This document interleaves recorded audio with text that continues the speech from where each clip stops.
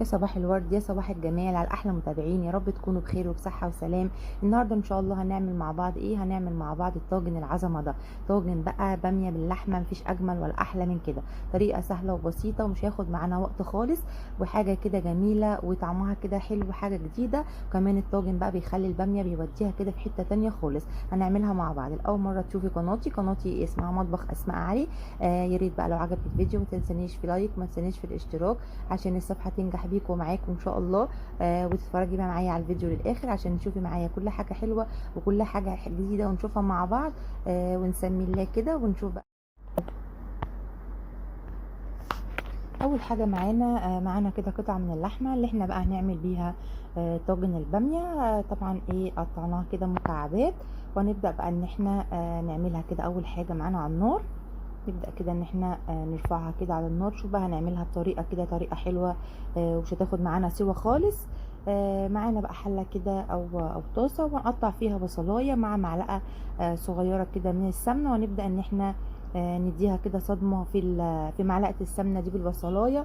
بتبقى مسكرة كده وطعمها حلو جدا. وكمان الصدمة اللي بتديها لها في معلقة السمنة ديت ما بتخليهاش تاخد سوا، بتستوي معانا، وكمان بيبقى لونها حلو كده. خلاص هي اتشربت كده معلقه السمنه كده معانا. وكمان يعني الفايده بتاعتها ما بتروحش، اما بتعمليها كده الفايده بتاعتها ما بتروحش. وبعد كده هنبدا ان احنا نحط لها الميه بتاعتنا. انا بصراحه بحب اغلي الميه واحطها مغليه عشان ما تاخدش معايا وقت كتير على النار. يعني الميه المغليه بتخليهاش تاخد وقت كتير على النار، زي ما تكون ميه كده عاديه من الحنفيه.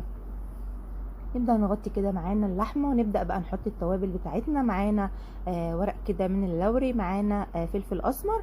انا ما بحطش الملح غير لما اللحمة بتستوي. ليه؟ لان الملح لو اتحط في بداية السوا بتاعة اللحمة او فراخ او اي حاجة بتسويها من الحاجات ديت، الملح بتخليه ياخد سوا معانا. فاحنا بنحط الملح قبل ما نقفل. هي غليت كده معانا غلوة، بيبقى كده فيه زي ريم كده معانا على وش الشوربة بتاعتنا. في البداية بنبدأ ان احنا نشيل الريم دوت. يعني احنا نشيله كده، المفروض ان احنا نشيله قبل ما نحط الفلفل الاسمر او التوابل.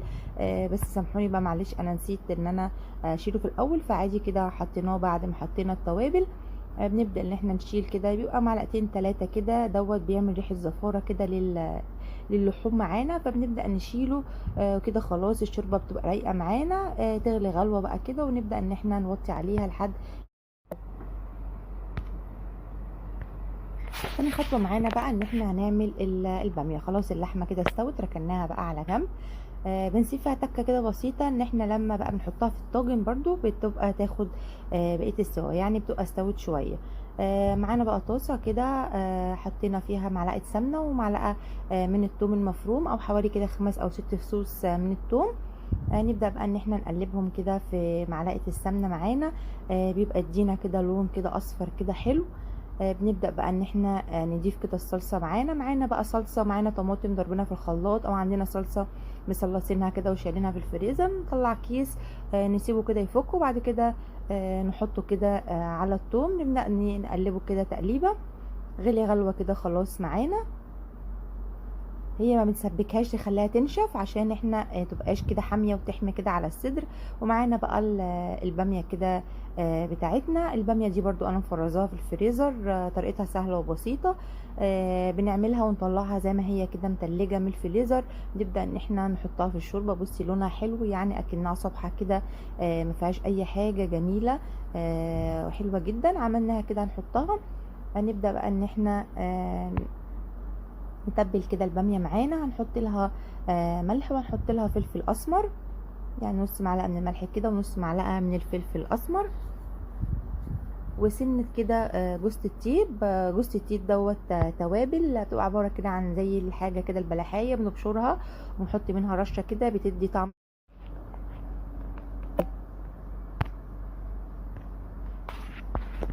خلاص سيبنا الباميه كده حوالي يعني من 10 دقايق لربع ساعه كده، عبال ما استوت معانا. غليت غلوه وطينا كده عليها. لما بقى تدوسي عليها تحس ان هي استوت. برضو اللحمه بتاعتنا تكون مستويه. خلاص كده استوت من شوربه، احنا شلناها وحطيناها بقى تعمل ايه، تغلي غلوه كده مع الباميه. يعني احنا مش هنطفي عليها كده واللحمه مهريه، هنسيب فيها تكه بسيطه عشان تغلي غلوه كده مع الباميه، ونبدا بقى ان احنا نحطها في الطاجن بقى الجميل بتاعنا. معانا كده الطاجن بيكون ناشف كده من الميه.